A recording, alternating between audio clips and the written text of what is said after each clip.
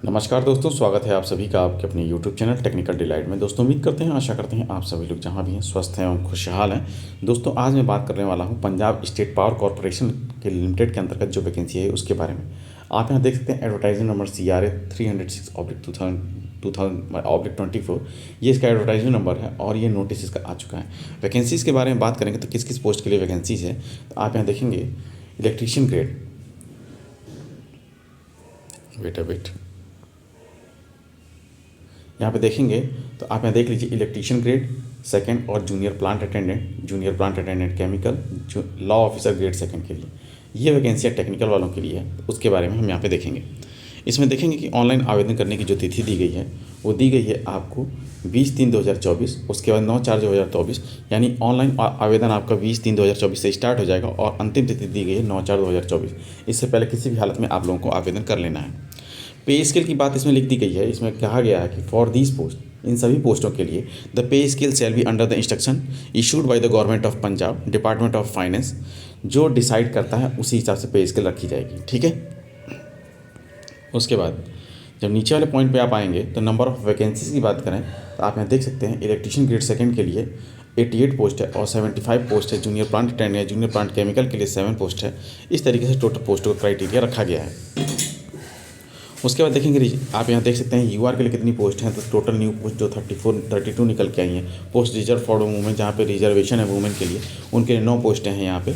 New post advertise, इस तरीके से सारी पोस्टें यहाँ पे दी गई हैं। इलेक्ट्रीशियन ग्रेड में देख सकते हैं। उसके बाद देखिए जूनियर प्लांट अटेंडेंट में, तो इस तरीके से सारी पोस्टों का क्राइटेरिया रखा गया है। तो आप इस चार्ट को देख लेंगे। मेरे टेलीग्राम ग्रुप को आप ज्वाइन कर सकते हैं, जहाँ पे इस नोटिफिकेशन को मैं डाल दूँगा। ठीक है। उसके बाद देखिए टेबल C दिया गया है क्वालिफिकेशन के बारे में। क्वालिफिकेशन क्या चाहिए? इलेक्ट्रीशियन ग्रेड सेकंड के लिए मेट्रिकुलेशन ITI चाहिए, इलेक्ट्रीशियन डिसिप्लिन इलेक्ट्रिकल डिसिप्लिन में, उसी के साथ डिप्लोमा, या फिर अगर ITI है कोई कैंडिडेट या फिर डिप्लोमा है तो इसमें एलिजिबल है अप्लाई करने के लिए। जूनियर प्लांट अटेंडेंट के लिए भी सेम क्राइटेरिया, ITI और डिप्लोमा आपके पास होना चाहिए। ITI होगी तो 60% मार्क्स है, डिप्लोमा होगा तो 50% मार्क्स है। इस बात का ध्यान रखेंगे। जूनियर प्लांट अटेंडेंट केमिकल के लिए तो BSc with chemistry as a main subject और MSc एज ए केमिस्ट्री होनी चाहिए। तो जूनियर प्लांट अटेंडेंट के लिए आप एलिजिबल हैं अप्लाई करने के लिए। ठीक है। उसके बाद जूनियर लॉ ऑफिसर के लिए 3 year post qualification experience should be under the enrollment of state bar council and bar council of India. ये लॉ ऑफिसर से रिलेटेड है। नॉलेज क्वालिफिकेशन ऑफ पंजाबी की बात करें, क्वालिफिकेशन और knowledge is for all post. For this the candidate must have pass Punjabi at least matriculation at equivalent level.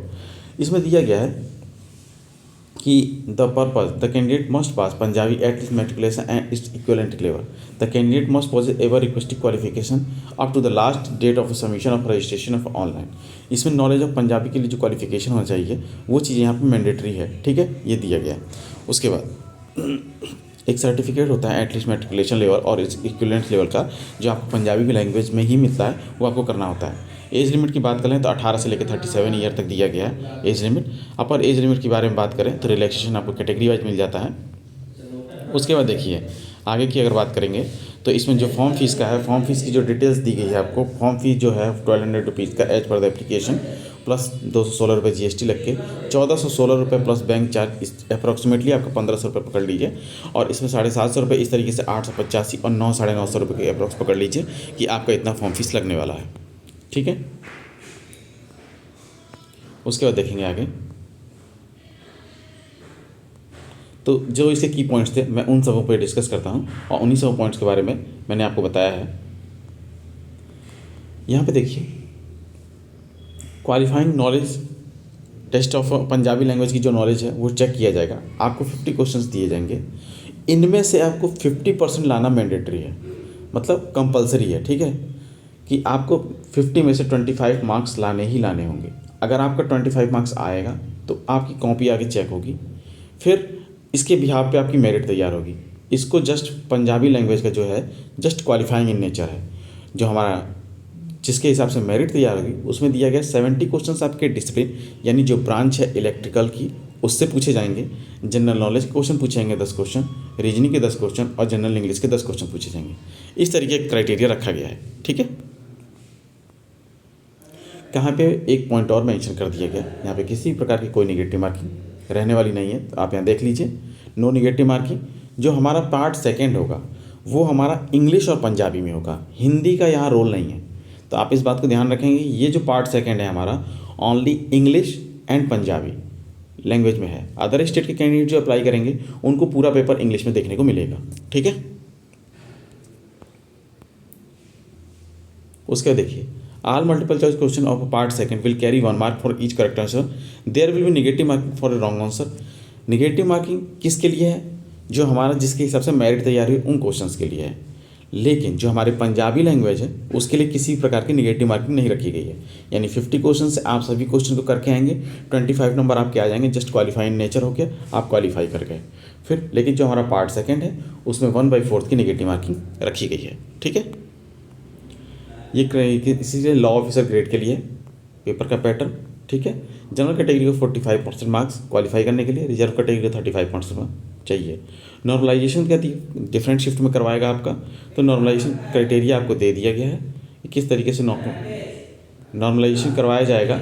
ठीक है, तो नीचे की तरफ ये दिया गया है। ठीक है, न्यू रजिस्ट्रेशन करना होगा, मोबाइल नंबर, ईमेल आईडी, ये सभी प्रोसेस जैसे ही आप ऑनलाइन आवेदन करेंगे ये सारी चीज़ें आपको देखने को मिलेंगी।